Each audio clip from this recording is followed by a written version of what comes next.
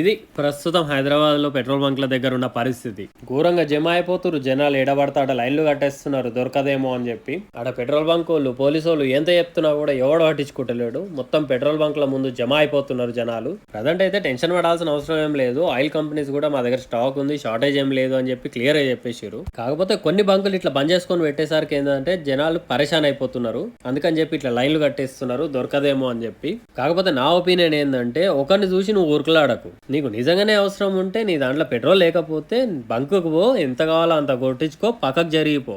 అంతేగాని దొరకదేమో అని చెప్పి అందరి లెక్క లైన్లు కట్టేసినావు అనుకో, నిన్ను చూసి ఇంకో 10 మంది జమ అవుతారు, వాళ్ళని చూసి ఇంకో 100 మంది జమ అవుతారు. అందుకని ఇట్లాంటి సిచ్యువేషన్ ఎదురవుతుంది. నాకు కూడా పొద్దున పోయేటప్పుడు నా బండ్లో కూడా ఒకటే పాయింట్ ఉండే. కాకపోతే నేనేందంటే కొంచెం సిచ్యువేషన్ సెట్ అయిన తర్వాత పోయి కొట్టించుకుందాంలే మెల్లగా అని అనుకున్నా. సాయంత్రం వచ్చిన ఒక బంక్కి కొంచెం జనాలు ఉండే, కాకపోతే ఆగిన ఒక 10 నిమిషాలు 10 నిమిషాలు వెయిట్ చేసినా, పెట్రోల్ కొట్టించుకున్నా, వెళ్ళిపోయినా. ఎక్కువ టెన్షన్ పడాల్సిన అవసరం ఏం లేదు. ఒకరిని చూసి నువ్వు ఎప్పుడు ఆగం కాకు. నేను చెప్పింది నీకు కరెక్ట్ అనిపించిందా రాంగ్ అనిపించిందా కామెంట్ చేయి. లేకుంటే స్వైప్ చేసుకో, ఇంకొక వీడియో చూసుకో, బిందాసుకుండు.